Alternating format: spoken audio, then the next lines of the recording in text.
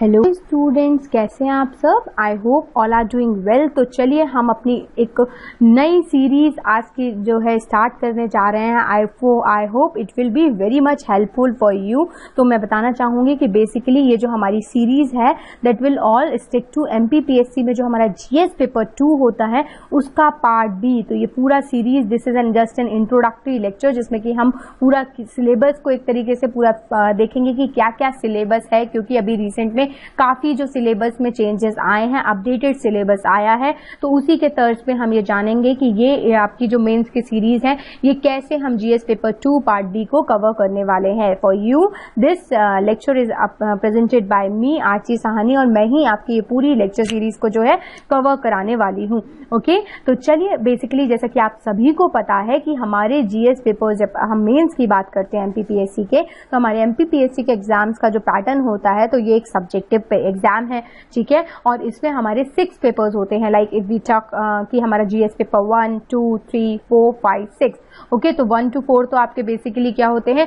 आपका जैसे फर्स्ट आपका हिस्ट्री और आपका ज्योग्राफी वाला सेक्शन होता है। तो 1 to 3 तो आपके सिंपली इसमें 2 पार्ट्स होते हैं। तो आज में हम जैसे कि ये जो अपनी सीरीज अपन स्टार्ट करें तो उसमें we are talking about GS paper 2 का जो पार्ट बी यूनिट है, ठीक है। ऐसे फिर GS पेपर जो 4, 5, 6 है ये सिंगल यूनिट पेपर्स हैं और इसमें एक ही पार्ट होता है। तो फर्स्ट जो 4 पेपर होता है, 4th पेपर है आपका एथिक्स का होता है। एथिक्स वाली फैकल्टी ने बहुत ही अच्छे से कवर किया हुआ है। उसके बाद चाहे फिर हम हिंदी और हिंदी ग्रामर वगैरह जो है जनरल हिंदी आपकी आती है पेपर 5 में, और एट लास्ट आपके GS पेपर 6 में तो सिंपली आपका जो है ऐसे राइटिंग कराया जाता है। So this is all about कि कैसे आपके हमारे जो है पूरे पेपर जो है पूरे GS paper 1 to GS paper 6 जो है हमारी पूरी टीम बहुत ही अच्छे से आपसे के लिए कवर करा रही है, ठीक है। तो I hope you are liking it our initiative. जो स्टूडेंट्स पहले से हमारे साथ जुड़े हुए हैं so ever are already joined our lecture series, चाहे फिर हम बात करें कंप्लीट नोट्स की या फिर वीडियो लेक्चर्स की, दे नोट्स की हमारा कैसा क्वालिटी है।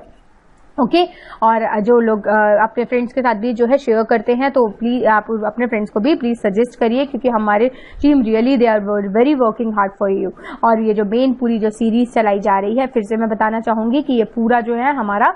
जो सिलेबस है अपडेटेड सिलेबस जो आपका दिसंबर में 2019 में जो नया सिलेबस आया है जिसमें ये बताया गया कि अब 2020 से इस पैटर्न पे एग्जाम होगा, ये सिलेबस रहेगा। तो हमारा पूरा नया सिलेबस जो है 2020 पे ही स्टिक आउट है, नए सिलेबस पे ही हमारी पूरी सीरीज जो है आपके लिए रेडी की गई है, जिसमें बेसिकली हम यहाँ पे आज कवर कर रहे हैं MPPSC का पेपर 2, जिसमें कि बेसिकली अगर हम पार्ट बी की बात करें तो इसमें पार्ट बी में हमारे पास क्या है 5 यूनिट्स है, ठीक है। तो चलिए सबसे पहले तो सिंपली अपने इंडियन इकोनॉमी के बेसिक कॉन्सेप्ट इसमें हम पढ़ने वाले हैं। फर्स्ट यूनिट में अगर हम बात करेंगे तो डायमेंशन ऑफ इंडियन इकोनॉमी, तो जैसे कि हम फर्स्ट लेक्चर हमारा रहेगा इश्यूज और इनिशिएटिव जो कि एग्रीकल्चर की फील्ड में लिए गए हैं, क्या क्या इश्यूज हैं, क्या क्या प्रॉब्लम्स हैं और क्या क्या इनिशिएटिव्स गवर्नमेंट ने लिए, और इन फ्यूचर भी क्या क्या वे फॉरवर्ड है कि अपन एग्रीकल्चर फील्ड को और एनहांस कर सकते हैं, क्योंकि at last agriculture is a primary sector economy है, इकोनॉमी का जो बोलना चाहिए जिसपे नींव टिकी हुई है, क्योंकि हमारी इंडिया जो है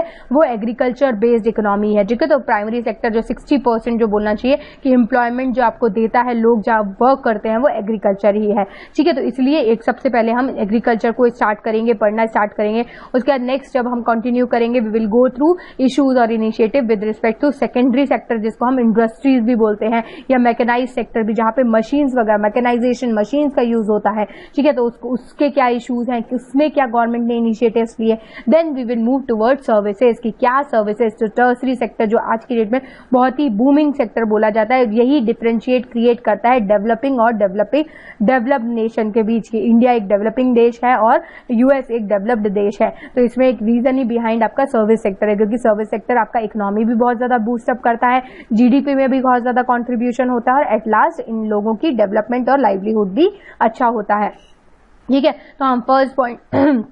जो शुरुआत में जब हम सबसे पहले क्लास स्टार्ट करेंगे फिर agriculture, then we will move forward industries and services, ऐसे जो हमारा फर्स्ट यूनिट का फर्स्ट सब टॉपिक कंप्लीट होगा। Then we will shift towards national income. National income में बेसिकली हम नेशनल इनकम कैसे कैलकुलेट करते हैं, GDP, GNP, GVA, ये सब जो है कॉन्सेप्ट हम देखेंगे। फैक्टर कॉस्ट क्या होता है, मार्केट कॉस्ट क्या होता है। अभी आपको ये टर्म्स थोड़ी सी नई लग रही होंगी, लेकिन जब आप लेक्चर्स पूरे कवर कर लेंगे तो एटलीस्ट मतलब आपको ये जो बेसिक इकोनॉमिक टर्म्स है बहुत इजीली आपको समझ में आने लगेंगी। ओके, फिर उसका next we will move further and we will study about RBI, basically जो अपना सेंट्रल बैंक ऑफ इंडिया है, how it works, what are the procedures, India का जो बैंकिंग, कमर्शियल बैंक्स या फॉरेन बैंक्स या प्राइवेट बैंक्स का जो पूरा बैंकिंग सिनेरियो है, हाउ इट वर्क्स। और फिर उसके बाद हम फाइनेंशियल इंक्लूजन और मॉनेटरी पॉलिसी, जो आरबीआई मॉनेटरी टूल्स को जो है रोड मैप करता है, like CRR, cash reserve ratio या एसएलआर, स्टैट्यूटरी लिक्विडिटी रेशियो, तो ये कैसे वर्क करता है, हम इन सब चीजों को भी जानेंगे। उसके बाद we will shift towards direct and indirect taxes, जो जीएसटी का पूरा रोड मैप है, डायरेक्ट टैक्सेस जो आपके इनकम टैक्स या फिर आपका वेल्थ टैक्स ये सब लगता है, तो डायरेक्ट टैक्स और इनडायरेक्ट टैक्सेस क्या होते हैं, क्या इसके पीछे की कहानी है, कैसे इसका मतलब हिस्टोरिकल बैकग्राउंड कहाँ से लगा हुआ है, और एट लास्ट गवर्नमेंट क्या हमारे को क्या प्रॉफिट देता है, हमारे इसके क्या इकोनॉमी बूस्टअप होती है, तो ये सब चीजें देखेंगे। Then we will talk about subsidies, cash transaction, मतलब कि कैश ट्रांजेक्शन आजकल जैसे इतना ज्यादा डिजिटली मूव हो रही है चीजें, तो डिजिटल ट्रांजेक्शन कैसे होता है, फिस्कल पॉलिसी कैसे जो है हमारी वर्क करती है। उसके बाद हम बात करेंगे पीडीएस, जो पब्लिक डिस्ट्रीब्यूशन कैसे वर्क करता है, करंट ट्रेंड और चैलेंजेस जो इंडिया की पॉवर्टी में, like poverty, unemployment, regional imbalance, तो ये जो इंडिया की इकोनॉमी के जो करंट चैलेंजेस हैं, पॉवर्टी से रिलेटेड, अनएम्प्लॉयमेंट से रिलेटेड, रीजनल जो डिस्पैरिटीज देखी गई हैं, हम इन सब चीजों को कवर करेंगे। Then we will shifted towards India का इंटरनेशनल ट्रेड, जो बैलेंस ऑफ पेमेंट जो क्राइसिस हुआ था ना 1991 में, वो सब चीजें पढ़ेंगे, और एट लास्ट की इन फ्यूचर हमें इस टाइप के सिनेरियो को फिर से फेस ना करना पड़े, तो क्या जो है स्टेप्स गवर्नमेंट ने लिए, ठीक है। उसके बाद जो फॉरेन कैपिटल या फॉरेक्स रिजर्व्स वगैरह जो हम रिजर्व करके रखते हैं, उसका क्या रोल होता है, मल्टीनेशनल कंपनीज क्या होती हैं, एफडीआई वगैरह के क्या रूल्स होते हैं, नॉर्म्स होते हैं, एफडीआई कैसे वर्क करता है, फॉरेन डायरेक्ट इन्वेस्टमेंट कैसे आता है, इंपोर्ट एक्सपोर्ट पॉलिसीज कैसे वर्क करती हैं, इंटरनेशनल मॉनिटरी फंड या फिर इंटरनेशनल अपने ऑर्गेनाइजेशंस है, तो ये कैसे आपके वर्क करते हैं, लाइक आईएमएफ जो कि वर्ल्ड लेवल का जो सेंट्रल बैंक है, जो अपना बैलेंस ऑफ पेमेंट क्राइसिस आया था 1991 में, तो आईएमएफ ने ही हमको सपोर्ट किया था, तो इसका ऑर्गेनाइजेशन, इसका ऑब्जेक्टिव, इसका प्रीएम्बल है ना, और ये इसका बेसिकली मेन एम क्या है, ठीक है, और फ्यूचर पर्सपेक्टिव क्या है हर एक ऑर्गेनाइजेशन का, like IMF, World Bank, Asian Development Bank, World Trade Organisation, Asian जो एशिया के देश के लिए बना है, मतलब एशियन कॉन्टिनेंट के लोगों के लिए बना है, फिर साउथ अफ्रीकन जो रीजनल कोऑपरेशन है, सार्क बोलते हैं उसको अपन, फिर north Atlantic free trade agreement, NAFTA वगैरह जो है, ओपेक और ऑयल एक्सपोर्टिंग जो देश हैं ओपेक वगैरह, ये सब चीजें जो है हम यूनिट 1 के डायमेंशन ऑफ इंडियन इकोनॉमी में कवर करेंगे। तो यहाँ पे हमारी यूनिट 1 पूरी कंप्लीट होगी। देन फिर हम आएंगे मध्य प्रदेश, क्योंकि एट लास्ट हमें एमपीपीएससी का जो हम एग्जाम दे रहे हैं वो एमपीपीएससी का दे रहे हैं ना, तो हमें एमपी की भी इकोनॉमी देखनी पड़ेगी, ठीक है, इकोनॉमी पढ़नी पड़ेगी इनफैक्ट। तो हम major crops, holding and crop pattern क्या है मध्य प्रदेश का, सोचेंगे। बेसिकली थोड़ा बहुत ये टॉपिक्स तो अपन ने ज्योग्राफी में पढ़ रखे हैं, थोड़ा सा और एनहांस करना होगा तो मैं इस पर आपको बता दूंगी। उसके बाद अगर हम बात करें तो social and physical environmental impact on production, distribution of crops, issues and challenges related to quality और सप्लाई ऑफ सीड, मैन्योर्स, ये सब चीजें हम देखेंगे। फार्मिंग कैसी प्रैक्टिसेस जो है फॉलो की जाती है अपने मध्य प्रदेश में, issues and challenges of horticulture, poultry, dairy, fisheries, animal husbandry, ये सब चीजें कैसे फॉलो अप होती हैं, प्रॉब्लम और challenges agriculture, transportation, storage, cold storage, या फिर जो पूरी ओवरऑल सप्लाई चेन में जो पूरी प्रॉब्लम है मध्य प्रदेश की इकोनॉमी में, वो क्या क्या हर्डल्स है, क्या क्या चैलेंजेस है, और इन चैलेंजेस को कैसे हम जो है टेकल डाउन कर सकते हैं, ये सब चीजें हम पढ़ेंगे अपने यूनिट 2 के फर्स्ट सब पार्ट में। उसके बाद हम वेलफेयर स्कीम्स मध्य प्रदेश के रिस्पेक्ट में एग्रीकल्चर से रिलेटेड पढ़ेंगे, सर्विस सेक्टर का क्या कॉन्ट्रीब्यूशन है, इंफ्रास्ट्रक्चर या सेकेंडरी सेक्टर या फिर मैकेनाइज सेक्टर का क्या कॉन्ट्रीब्यूशन है मध्य प्रदेश में, फिर डेमोग्राफी सिनेरियो कैसा है मध्य प्रदेश का, पॉपुलेशन कैसा है, कितना एरिया कौन से सेक्टर को कॉन्ट्रीब्यूट करता है, इकोनॉमिक डेवलपमेंट कैसा है, वहां का इम्पैक्ट क्या है इकोनॉमी का मध्य प्रदेश में। उसके बाद हम इंडस्ट्रियल सेक्टर क्या ग्रोथ है, क्या ट्रेंड है, और एट लास्ट क्या चैलेंजेस हैं, हम इन सब चीजों को करेंगे। फिर उसके बाद we will shift towards availability of skilled human resources, employability, productivity of human resources, different trends जो एम्प्लॉयमेंट में सिंस इंडिपेंडेंस या बिफोर इंडिपेंडेंस भी जो देखे गए हैं अपने मध्य प्रदेश में, ये सब चीजें जो है हम इसको कवर करते हुए अपनी यूनिट 2 को जो है कवर करेंगे। उसके बाद we will shifted towards unit 3। Unit 3 आपका का पूरा जो बात करता है,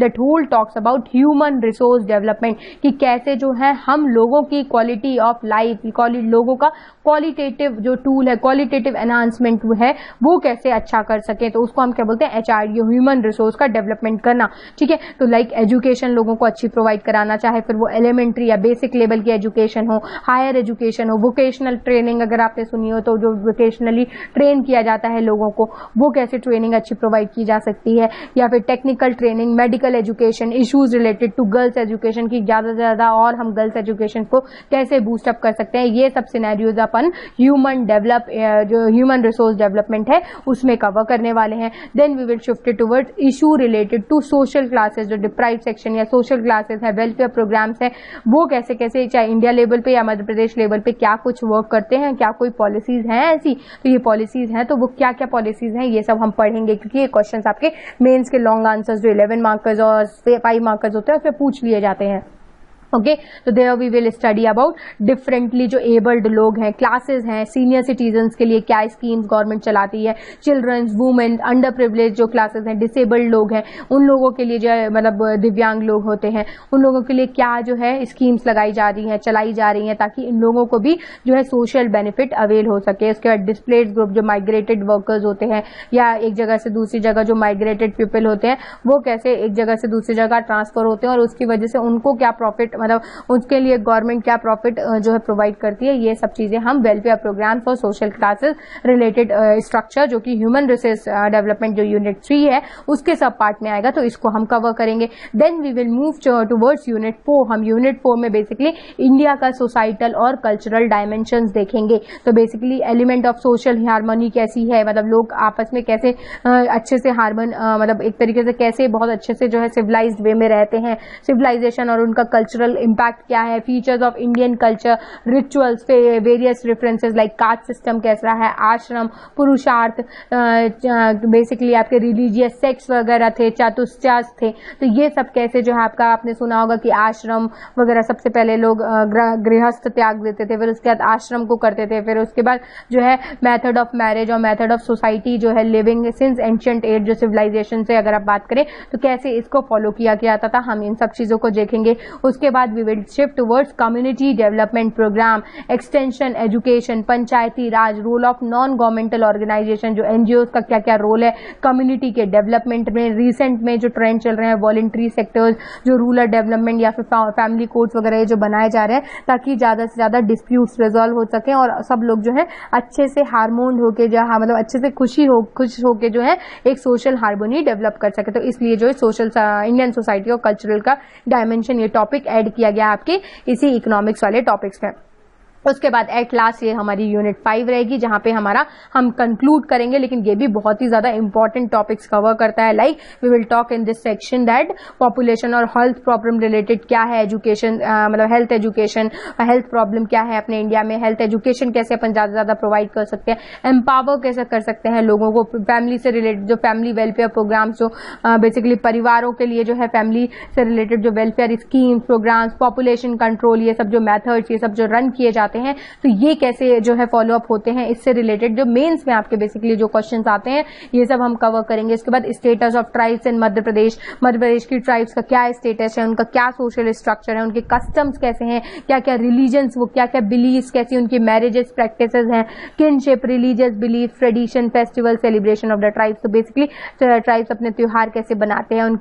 लोग अपना रोजमर्रा की जिंदगी या फिर जीवन व्यापन या अपना लाइवलीहुड कैसे मेंटेन करते हैं, उनके रिलीजियस बिलीव, उनके ट्रेडिशन ये सब उन लोग कैसे करते हैं, तो ये मतलब उनको कैसे फॉलो करते हैं बेसिकली वो सब चीजें जो हैं हम इसमें यूनिट 5 में ही समझेंगे। उसके बाद हम बात करेंगे लाइक अपने मेजर टॉपिक्स की, लाइक वुमेन एजुकेशन जो कि बहुत ही ज्यादा डिपार्ट है, चाहे वो हम इंडिया की बात करें या अपने मध्य प्रदेश के स्टैटिस्टिक्स की बात करें। फैमिली हेल्थ का कॉन्सेप्ट लेके आएंगे, vital statistic, causes and effect of mall nutrition, क्या क्या जो है कॉजेज है, क्या क्या जो है इफेक्ट्स हैं आपके मॉल न्यूट्रिशन के, ठीक है। Then we will talk about government programmes of supplementary nutrition, जो मतलब लोगों को अच्छा मॉल न्यूट्रिशन के जो प्रॉब्लम है उसको टैकल आउट करने के लिए अच्छा न्यूट्रिशन प्रोवाइड करना है। तो अच्छा न्यूट्रिशन प्रोवाइड करने के लिए गवर्नमेंट क्या क्या जो है स्कीम्स प्रोग्राम्स लेके आती है। Technological intervention in the field of immunology या फिर इम्यूनाइजेशन, वैक्सीनेशन वगैरह जो है, कम्युनिकेबल और नॉन कम्युनिकेबल डिसीज के लिए क्या ट्रीटमेंट और क्योर या क्यूरेटिव मेजर्स जो है गवर्नमेंट फॉलो कर रही है।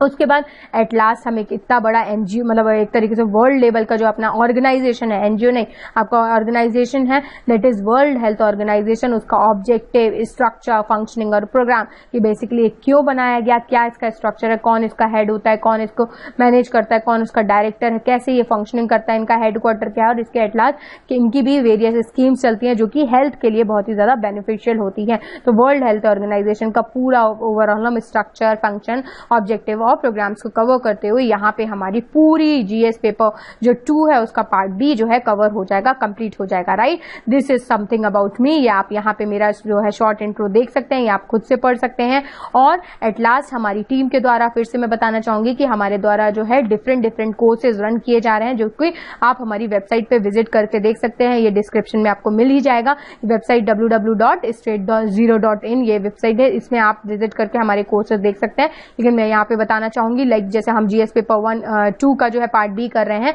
तो ये होल कवर्स अंडर एमपीपीएससी का जो मेंस का जो ऑडियो वीडियो लेक्चर्स हैं आपके पूरे। उसके बाद हम बात करें तो ऐसी वीडियो लेक्चर सीरीज हमारी प्रीलिम्स की भी है, फिर मॉक टेस्ट सीरीज, चाहे फिर हम बात करें प्रीलिम्स की या फिर मेंस की, हम मॉक टेस्ट सीरीज भी प्रोवाइड करते हैं। प्रीवियस ईयर्स के आंसर राइटिंग डिस्कशन कराते हैं and at last complete notes भी प्रोवाइड किए जाते हैं हमारे द्वारा। कई स्टूडेंट्स को रहता है कि हमारे को जो है नोट्स मिल जाए, वो ज्यादा अच्छे हैं as compare to audio video lectures, ठीक है। तो उनके लिए हम जो है आपको वीडियो लेक्चर्स के रिस्पेक्ट में जो हम अपने नॉर्मली पूरे स्टूडेंट्स को जो नोट्स प्रोवाइड करते हैं, वही नोट्स और उसके अच्छे उससे को भी और सिस्टमैटिक अरेंज करके जो है आपको प्रोवाइड किया जाता है, ठीक है। अगर इन सारे कोर्सेज में आपको एक्स्ट्रा बेनिफिट अवेल करना है तो you can directly visit to our website और यहाँ पे आप मेरा ये रेफरल कोड को यूज करिए, दैट इज TRC137, और यहाँ पे इसकी वजह से आपको एक्स्ट्रा 10% डिस्काउंट सारे ही इन कोर्सेज में मिल जाएगा। तो ये भी बहुत ही अच्छा मौका है, आप इन फैसिलिटीज को ग्रैब कर सकते हैं। तो चलिए, that's all about today's class. ये सिर्फ एक इंट्रोडक्टरी क्लास थी। हम लेक्चर नंबर 1 पे